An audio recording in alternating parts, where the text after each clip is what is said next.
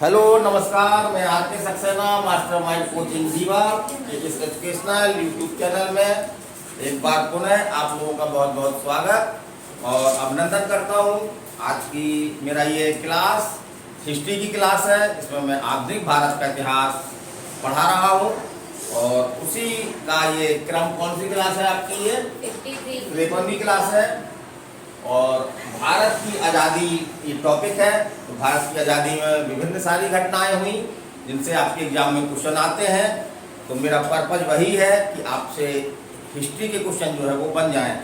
तो इसमें हमने आज आपको क्या क्या बताया है, खास तौर से मुस्लिम लीग के बारे में कि मुस्लिम लीग की स्थापना किस तरह से हुई। फिर हमने आपको बहुत ही महत्वपूर्ण समझौता है लखनऊ समझौता, तो ये भी एग्जाम की दृष्टि से इम्पोर्टेंट है। फिर हमने आपको एनी बेसेंट और तिलक द्वारा जो भारत में होम रूल लीग आंदोलन चलाया गया था उसके बारे में बताया है।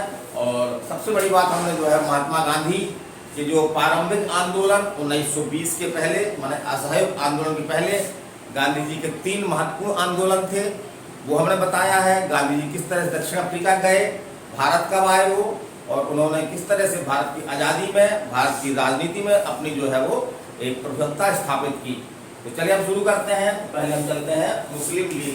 तो मुस्लिम लीग जो है वो सांप्रदायिक आधार पर गठित होने वाली एक पार्टी थी और इसके बारे में पूछता है क्या क्वेश्चन। तो 30 दिसंबर 1906 को ढाका उस समय भारत में था, लेकिन वर्तमान में आपका कहाँ पे है? ये बांग्लादेश में है। बांग्लादेश की ये राजधानी भी है।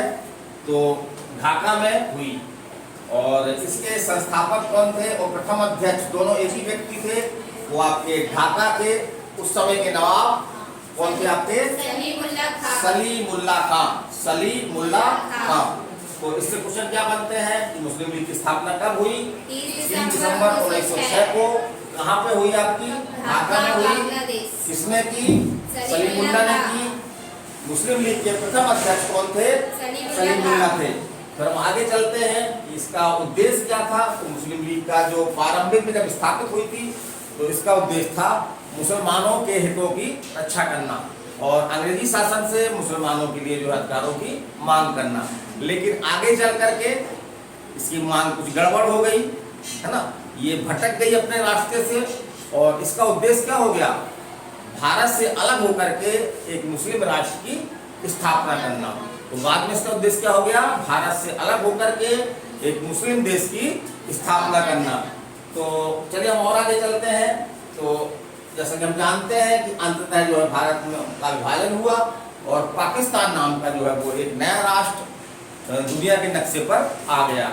तो एक क्वेश्चन आपका ये भी बनता है कि पाकिस्तान शब्द जो है वो किसने दिया? तो पाकिस्तान शब्द किसने दिया? चौधरी रहमत अली ने। किसने दिया? चौधरी रहमत अली ने जो है वो पाकिस्तान शब्द दिया। या पाकिस्तान शब्द की परिकल्पना सर्वप्रथम किसने की? तो चौधरी रहमत अली ने। इसको भी याद कैसे रखेंगे? तो जैसे कि जब पाकिस्तान निसंदेह रूप से क्षमता की दृष्टि से भारत से कमजोर है, तो जब भारत पाकिस्तान पर कार्रवाई करता है तो एक प्रकार से पाकिस्तान करा उठता है और बोलता है कि हमारे ऊपर रहम करिए, हम ऊपर क्या करिए? रहम करिए। तो उसी से अब पाकिस्तान का परिकल्पना करने वाला रहमत अली को आप जो है वो याद रख सकते हैं। ठीक है, आगे चलते हैं हम और यहाँ पे हम ये देखते हैं कि अंत में जो है वो मुस्लिम लीग द्वारा जो है वो मुसलमानों के लिए जो है वो अलग से प्रतिनिधित्व की मांग की और अंग्रेजों ने भी इसको जो है वो स्वीकार किया। लेकिन गांधी जी ऐसा कोई विभाजन नहीं चाहते थे। वो हिंदू और मुस्लिम जो है वो एक है और एक रहेंगे, उनकी ये धारणा थी। तो गांधी जी ने इसका विरोध किया। अंततः क्या हुआ कि 1916 में जो है वो एक आपका क्या हुआ? लखनऊ समझौता हुआ। तो चलिए हम चलते हैं लखनऊ समझौता, है ना। ये कब हुआ आपका? 1916 में। इसके बीच में हुआ कांग्रेस और मुस्लिम लीग के बीच में हुआ। कहाँ पे हुआ? लखनऊ में हुआ। और कब हुआ? 1916 में हुआ। तो इसी कारण से क्योंकि लखनऊ में हुआ था ये, तो इसको क्या नाम दिया गया? लखनऊ समझौता, लखनऊ एग्रीमेंट, है ना, लखनऊ एग्रीमेंट। और इस समझौते में अंततः क्या हुआ कि कांग्रेस में जो है वो मुस्लिम लीग की सांप्रदायिक प्रतिनिधित्व की मांग को जो है वो स्वीकार कर लिया। ये समझौते का जो मुख्य बिंदु था वो यही था कि कांग्रेस ने क्या किया, जो मुस्लिम लीग जो है वो अलग प्रतिनिधित्व की मांग कर रही थी, उस मांग को जो है वो स्वीकार कर लिया। एक प्रकार से सांप्रदायिकता की भारत में शुरुआत जो है वो आपकी राजनीतिक रूप से यहीं पे हुई।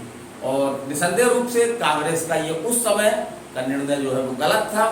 यद्यपि उस समय कुछ ऐसी तत्कालिक स्थितियां थी कि कांग्रेस को इस तरह का समझौता करना पड़ा, लेकिन आगे चल कर के ये जो है वो गलत साबित हुआ और उसका परिणाम क्या हुआ, भारत का जो है वो विभाजन हुआ और पाकिस्तान का जो है वो जन्म हुआ। तो एक विभाजन का एक बीज कह सकते हैं, वो क्या था आपका कि कांग्रेस द्वारा मुस्लिम लीग की सांप्रदायिक प्रतिनिधित्व की मांग को स्वीकार कर लेना। तो हम आगे चलते हैं।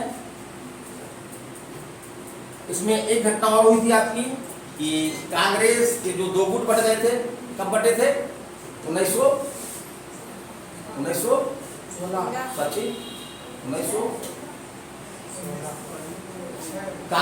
कब बट गई थी, कोई पढ़ने वाला मन लग रहा पढ़ने में, है ना। हाँ, ये भी देखा जाता है, कोचिंग बच्चे आते हैं तो शुरू में बड़ा जोश रहता है, कुछ दिन बाद जो है उनका जोश समाप्त हो जाता है, तो पढ़ाई लिखाई में ध्यान नहीं लगता, आधे अधूरे मन से पढ़ाई करते हैं। तो अगर आप नोट कर लीजिए ये बात, अगर कोई भी काम अगर आप अधूरे मन से करेंगे, आधे मन से करेंगे, तो इस बात की लिखित गारंटी मैं देता हूँ कि आप जो है वो कभी सफल नहीं होंगे। कब हुआ था? 1906 में हुआ था। गरम दल और नरम में बढ़ जाएगी। तो एनी बेसेंट ने प्रयास किया था, उनके प्रयासों से फिर जो दोनों दल जो है वो एक हो गए थे। तो ये कब हुए थे? 1916 में। किसके प्रयासों से? एनी बेसेंट के प्रयासों से, है ना। कांग्रेस पुनः जो है क्या हो गई, एक हो गई। चलिए अब अगला टॉपिक लेते हैं, छोटा टॉपिक है ये, होम रूल लीग आंदोलन। कौन सा है? होम रूल लीग आंदोलन। तो सितंबर 1916 में एनी बेसेंट ने जो है वो आयरलैंड की तर्ज पर, क्योंकि आयरलैंड में भी होम रूल लीग की स्थापना की गई थी, तो आयरलैंड की तर्ज पर भारत में जो है वो होम रूल लीग की स्थापना की। और इसके सचिव कौन थे? ये एग्जाम में क्वेश्चन आया है आपके। सचिव कौन थे? George Arundale. जॉर्ज अरुंडेल कौन थे? George Arundale. फिर आगे चलते हैं। इसी के तर्ज पर जो है वो तिलक ने भी पूना में, किसने बाल गंगाधर तिलक ने 1916 में ही 23 अप्रैल 1916 को जो है वो महाराष्ट्र होम रूल की स्थापना की। तो यदि क्वेश्चन ऐसा आता है कि होम रूल की स्थापना कब की गई, किस वर्ष की गई? 1916 में। किसने की?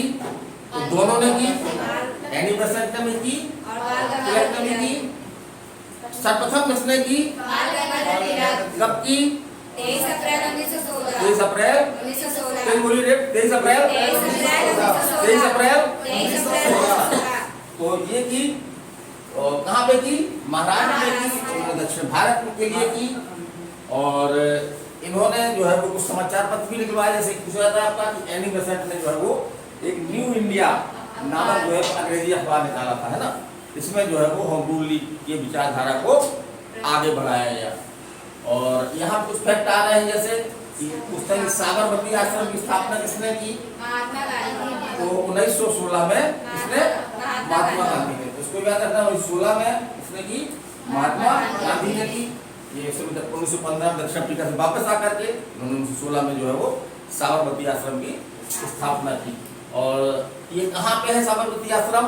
अहमदाबाद के निकट है। अहमदाबाद के निकट है। तो यदि पूछ ले किस राज्य में है? किस राज्य में है? गुजरात में है। किस राज्य में है? गुजरात में है। और यहाँ पे हम एक और क्वेश्चन आता है एग्जाम में, ये कि किसे सेना में या आर्मी में भर्ती करवाने वाला सार्जेंट कहा जाता था? सार्जेंट कहा गया, किसको कहा गया? महात्मा गांधी। किसको कहा गया? महात्मा गांधी को, है ना। क्यों कहा गया? क्योंकि जो प्रथम विश्व युद्ध कब हुआ था? शुरू 1914 में। तो इसमें ब्रिटेन ने भी भाग लिया था और भारतीय सेना भी जो है इसमें युद्ध में भाग लेने के लिए भेजी गई थी, है ना। भारतीय सेना भी युद्ध में भाग लेने के लिए भेजी गई थी। तो अंग्रेज लोग चाह रहे थे कि भारतीय सेना जो है वो अपने मन से लड़े, तो उन्होंने महात्मा गांधी से बात की कि आप अभी संकट का समय है, आप विश्व युद्ध में हमारा सहयोग करें। विश्व युद्ध की समाप्ति के बाद हम आपको बहुत सारे राजनीतिक ऑफर देंगे, बहुत सारे राजनीतिक जो है वो हम ऑफर आपको देंगे। इस आश्वासन पे महात्मा गांधी ने क्या किया कि प्रथम विश्व युद्ध में जो है वो भारत की ओर से अंग्रेज सेना भेजे जाने का जो है वो समर्थन किया।